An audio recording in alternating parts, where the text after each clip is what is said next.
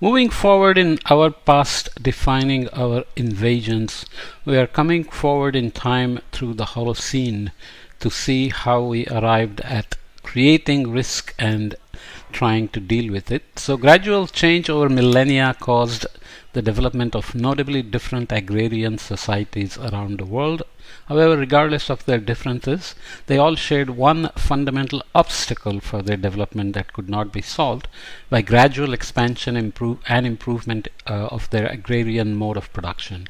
All these societies depended almost entirely on biomass from agriculture and forestry for covering their total energy needs in terms of both food and labor, and with only marginal contributions from water and wind power. Natural wind power, not windmills necessarily till much later. The population grew from 190 million around 8200 to 350 million by 1400, and the dependency of biomass made the availability and use of land increasingly crucial for their sustainability of each society. Although the causes are heavily debated, intense migration started early in this period and rearranged the ethnic maps. New geopolitical entities formed and the population growth fluctuated heavily from century to century as armed conflicts such as Mongol invasions and diseases such as the Black Death recurred. There was a constant pressing need to find new solutions to the sustainability problem. So this is interesting to cast it as a sustainability problem, but basically it was a survival problem, and it came along with innovations in water management, agrarian practices, and arms, reservoirs for water and grains, and so on. And one response to these problems of sustainability was exploration of the unknown territories, at least partly with the intention of acquiring additional resources through colonization or trade. Even now, when people talk about climate change and conflicts, it is always related to resources. Either you are lacking in resources and you want to grab it from somebody else, or in the olden days, if you had excess resources and you built up an army to protect your resources, maybe you got adventurous and decided to go invading other territories because you had excess resources, wealth, armies to do this. Although there are records of early Phoenician, Greek and Chinese explorers, as well as the legendary explorers like Ahmad ibn Fadlan, Leif Erikson the Viking, Marco Polo and Ibn Battuta, it was not until the 15th century that the intensity in exploration actually exploded. The emerging and fiercely competitive European powers rediscovered America because it was already discovered by Eric the Red, or his son Leif the Red, I guess, Leif Erikson, that is. So they rediscovered America, found the sea route to India, and circumnavigated the world. The ensuing colonization of new continents provided additional land for producing food and accumulating wealth, largely to the detriment of the indigenous or original population that was there when the colonizers arrived.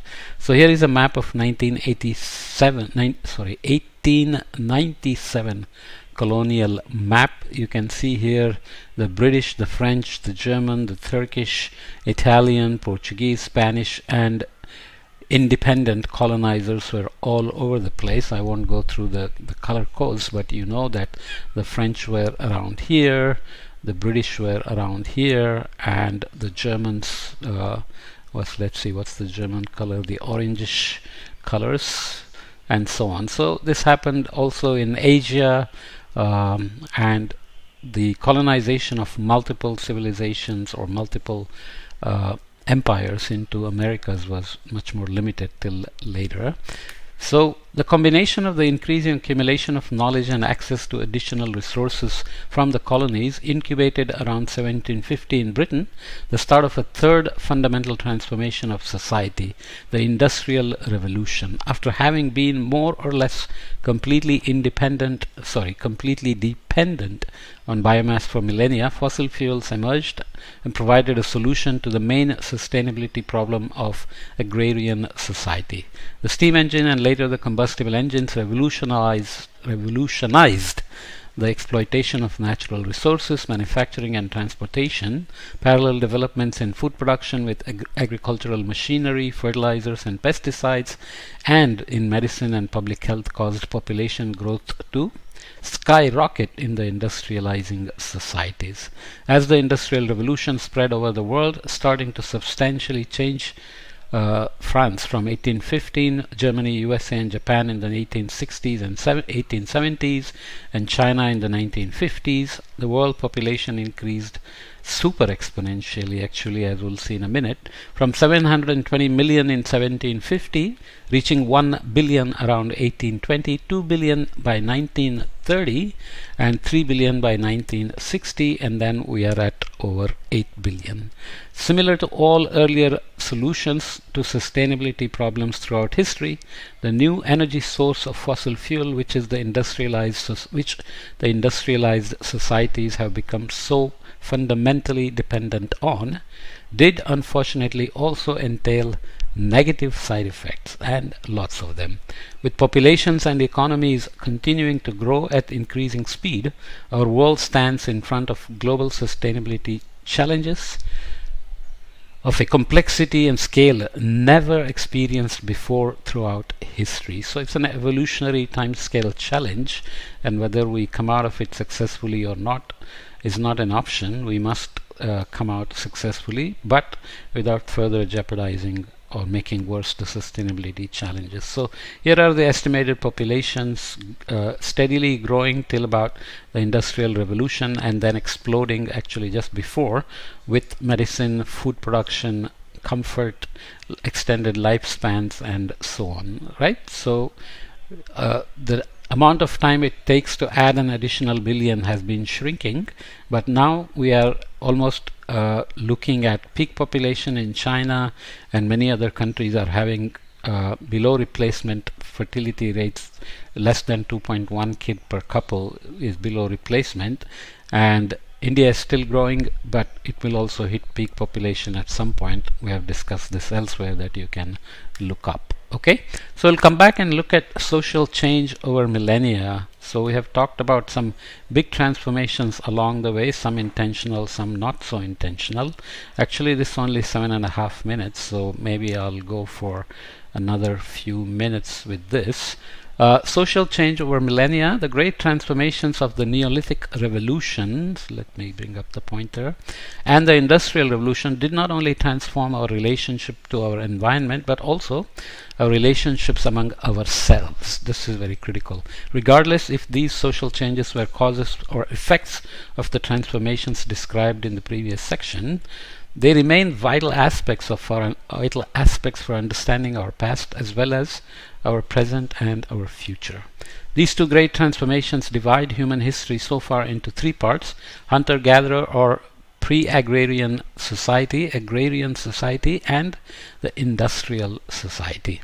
Although these categories of societies are possible to divide into further subcategories, they are largely maintained throughout this section to give structure to an overall picture of past social changes. As Gellner puts it, these three kinds of societies differ from each other so radically that as to constitute fundamentally different species, notwithstanding the very great and important diversity which also prevails within each of these categories. Okay, so obviously the numbers are large, so each society had lots of diversity within them, but you could approximately categorize them into large uniformities of this kind: pre-agrarian, agrarian and industrial. The industrial society is supposed to have become nuclearized, smaller family sizes and more impersonal, loneliness, pandemic and so on and so forth. However, the three kinds of societies should not be seen as inevitable developmental steps, as societies can and do stay within a category over time. There are, for instance, still small hunter-gatherer societies around the world, such as the Ache in Paraguay, Hadza in Tanzania. This is only about 1,500 people.